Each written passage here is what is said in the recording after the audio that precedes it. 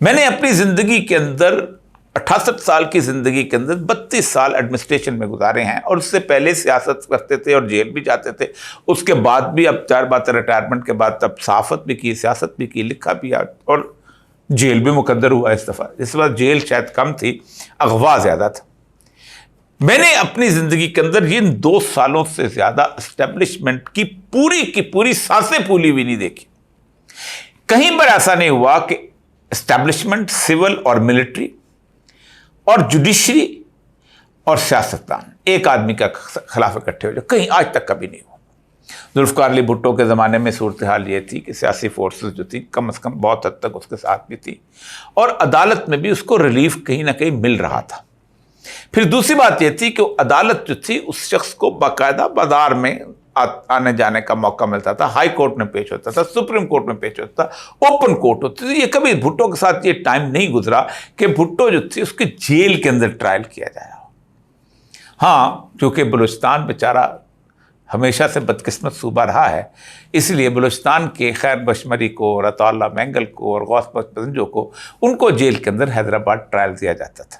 اور یہی حال ہم نے ولی خان کے ساتھ کیا، کیونکہ ہم نے ان کو پاکستان بننے کے بعد غدار قرار دے دیا تھا.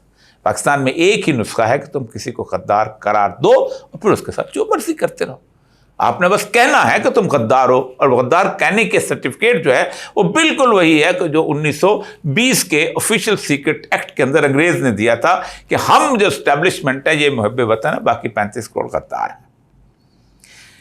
پاکستان کی اس تاریخ کے اندر کبھی ایسا نہیں ہوا کہ الیکشن وقت پہ نہ ہوں، 14 مئی کو سپریم کورٹ الیکشن کرانے کا فیصلہ کرے اور اس فیصلے پر عمل درآمد نہ ہو. کیئر ٹیکر گورنمنٹ جو ہے 1-3 ماہ کے لیے جس نے آنی تھی وہ کئی ماہ تک گزار دے. پاکستان میں کبھی ایسا نہیں ہوا، بدترین سے بدترین سیاسی حالات بھی ہوتے رہے کہ خواتین کو گرفتار کیا جائے. اور پھر قاضی فائز عیسیٰ صاحب کی موجودگی کے اندر، اس سے پہلے کی موجودگی کے اندر، ان عورتوں کی 9 مہینے 10 مہینے تک کوئی ضمانت نہ لے. 15 دن کے چالان کے بعد اگر چالان پیش نہ ہو تو بیل رائٹ بن جاتی ہے 497 کے تحت. 2 سال کے اندر اگر مرڈر کا مقدمے کے اندر چالان پیش ہو جائے اور مقدمہ نہ چلے، بیل رائٹ بن جاتی ہے، لیکن ان کو ضمانت نہ لے. پاکستان کی تاریخ کے اندر یہ کبھی نہیں ہوا کہ ایک ریوالونگ ڈور لگا ہو اس کے عدالت کے پاس، ایک مقدمے میں جو ہے آدمی بری ہو اور باہر سے ایک آدمی جو ہے اس کو لے جائے.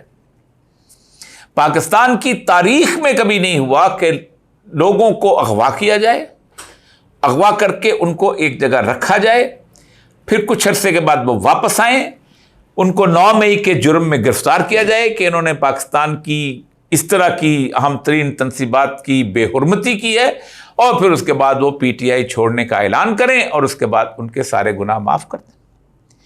گناہ معاف کرنے اور جو کفرن سیئات ہی، یعنی تمہارے گناہوں کا انکار کرنے کا اختیار صرف اللہ تبارک و تعالیٰ کو حاصل ہے.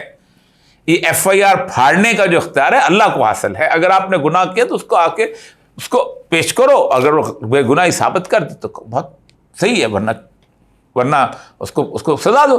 لیکن یہ بھی ہوتا رہا، بوڑھے لوگ چیختے رہے. پھر آخری سب سے بڑی جو ہے اس سارے معاملے کے اندر جوڈیشری نے جو کردار ادا کیا پاکستان کی، وہ پاکستان کی تاریخ میں جوڈیشری کا اتنا بدترین کردار کبھی نہیں ہوا. اس حد تک وہ پریشر میں تھے، اس حد تک کہ اب چیخ اٹھے. اور یہ چیخ ایسی چیز ہے کہ جس کے بعد اسٹیبلشمنٹ جو ہے اس کے ہاتھ اور پاؤں پھولے ہوئے ہیں. اور ہاتھ اور پاؤں پھولنے کی بنیادی وجہ 8 فروری ہے. 8 فروری ایک ایسا دن ہے جس نے پاکستان کی عوام کے اندر ایک اعتماد کی فضا پیدا کرتی ہے.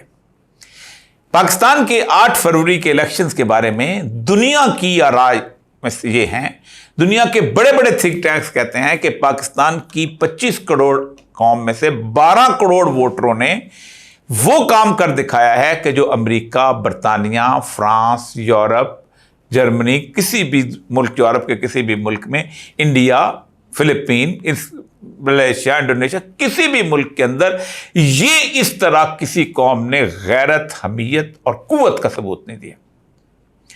न्यू अटलांटिस एक बहुत बड़ा थिंक टैंक है, उन्होंने कहा कि ये पाकिस्तान का 8 फरवरी का इलेक्शन अवामी इज्तिमाई इनकार और अवामी इज्तिमाई सोच के तौर पर, केस स्टडी के तौर पर दुनिया की पब्लिक एडमिनिस्ट्रेशन की यूनिवर्सिटीज में पढ़ाया जाता रहेगा।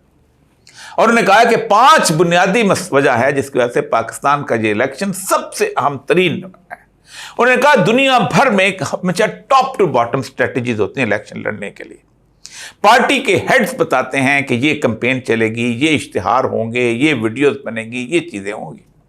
लेकिन पाकिस्तान में चूंकि पार्टी सारी की सारी गिरफ्तार थी, खुद इमरान खान गिरफ्तार थे, उनकी लीडरशिप गिरफ्तार थी, सब कुछ हो चुका हुआ था, कैंपेन का तसव्वुर नहीं पाया जाता था।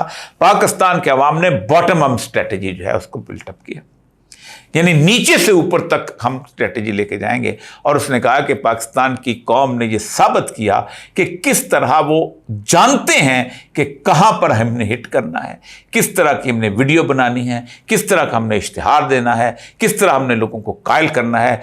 कहते हैं कि राइट सिंक्रोनाइज स्ट्रेटजी। दूसरी बात उन्होंने ये लिखी है कि पाकिस्तान के अवाम को इन कभी भी दुनिया के किसी इलेक्शन के अंदर यह नहीं हुआ कि सिंबल छीन लिया जाए इलेक्शंस का। अमेरिका बहुत पढ़ा लिखा मुल्क है, लेकिन उसके बावजूद भी हाथी और गधा, 2 रिपब्लिकन और डेमोक्रेट के साइन है, वो साइन के तौर पे वो चलते हैं, क्योंकि उनको पता है कि साइन से उसके इलेक्शन आसान हो जाते हैं। छीन लिया गया। उसने कहा यह फिर कभी नहीं हुआ कि पीयर ग्रुप इन्फ्लुएंस बिल्टअप किया जाए। पीयर ग्रुप कहते हैं छोटे छोटे ग्रुप। 50 लोगों का व्हाट्सएप का एक ग्रुप बना लिया, 50 लोगों का एक लिंक्डइन का ग्रुप बना लिया, उसका ग्रुप बना लिया, लोगों में आपस में बात कर ली, और उसके बाद उन्होंने ये तय कर लिया कि अब हम एक दूसरे को बताएंगे कि किस के सिंबल को असल में पीटीआई ने सपोर्ट किया हुआ। पूरी की पूरी एस्टेब्लिशमेंट जो आज इस वक्त अपने आप को बहुत कुछ समझती है, उन्होंने इस हद तक गलाजत की थी कि अगर ऊपर कौमी असेंबली में किसी का पलंग है तो नीचे उसका पंखा दे दिया ताकि ये 2 एक ना हो सके। लेकिन तमाचा मारा उस पीयर ग्रुप इन्फ्लुएंस ने कि जिसने पाकिस्तान के अवाम ने पूरी की पूरी सिविल मिलिट्री एस्टेब्लिशमेंट, जुडिशरी, उसके बाद इलेक्शन कमीशन ऑफ पाकिस्तान, उसके बाद वो 5 लाख लोग जो कि 1 लाख के करीब 97,000 पोलिंग स्टेशनों के ऊपर तैनात थे, उनको शिकस्त दे के रखते। और 5 बजे के बाद जब ऐलानात शुरू हुए तो उनकी शिकस्त वो थी कि शायद 1971 की शिकस्त में इतनी बुरी शिकस्त ना हो, क्योंकि वो तो समझ ही नहीं रहे थे कि उनके साथ ऐसा हो जाएगा। इतनी प्लानिंग डिफीट हुई।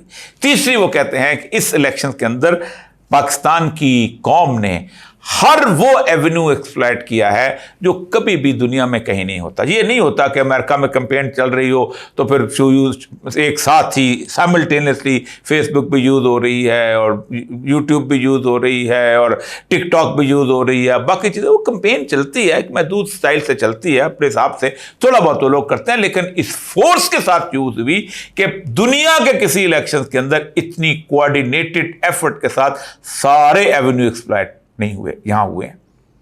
चौथा वो कहते हैं कि इस मुल्क के 25 करोड़ अवाम ने, जिनसे 12 करोड़ वोटर थे, उन्होंने ये भी साबित किया कि पैसे से, इश्तिहारात से जो मीडिया है उसको शिकस्त कैसे दी जा सकती है।